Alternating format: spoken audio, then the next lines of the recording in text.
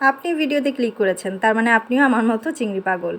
হ্যাঁ, আজকের রেসিপিটা আমি চিংড়ি পাগলদের জন্যই নিয়ে এসেছি আর খুব সহজভাবে দেখিয়েছি। বিশ্বাস করেন, এত সিম্পলভাবে বানানোর পরে যখন আপনি একবার খাবেন তখন খালি বারবার বলবেন আহা কি খেলাম। এখানে ছোট্ট একটা টিপস আপনাদের সাথে শেয়ার করছি। চিংড়ি মাছ খেতে গেলে দেখবেন চিংড়ি মাছের ভেতরে কিন্তু লবণটা যায় না। সেক্ষেত্রে কী করবেন, যখন চিংড়ি মাছটা ধুয়ে কেটে রেখে দিবেন ঠিক তখন লবণ মাখিয়ে রেখে দিবেন আধা ঘন্টার জন্য।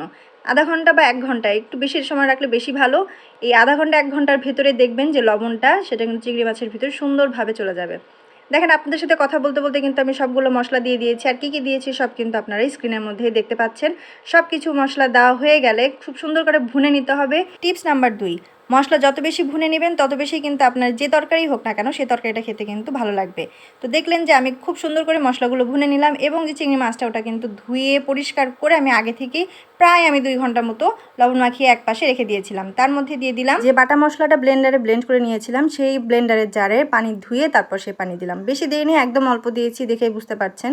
এখন দিয়ে দিলাম নারকেলের দুধ। থামেন, ভয় পাওয়ার কিছু নাই তো। নারকেলের দুধ থাকলে দিবেন, না দিলে না দিবেন। নারকেলের দুধ দিলে হয়ে যাবে চিংড়ি মাছের মালাইকারি, আর দুধ না দিলে হয়ে যাবে চিংড়ি মাছের ভুনা। হয়ে গেল আমার সুন্দর চিংড়ি মাছ ভুনা। আশা করি ভালো লেগেছে। ভালো লাগলে লাইক শেয়ার দিতে ভুলবেন না। আর হ্যাঁ, যারা ইউটিউব থেকে দেখছেন চ্যানেলটি সাবস্ক্রাইব করতে ভুলবেন না। যারা পেজ থেকে দেখছেন পেজটি ফলো দিতে ভুলবেন না। নতুন নতুন আরও ভিডিও নিয়ে আপনাদের সামনে খুব শীঘ্রই হাজির হচ্ছি।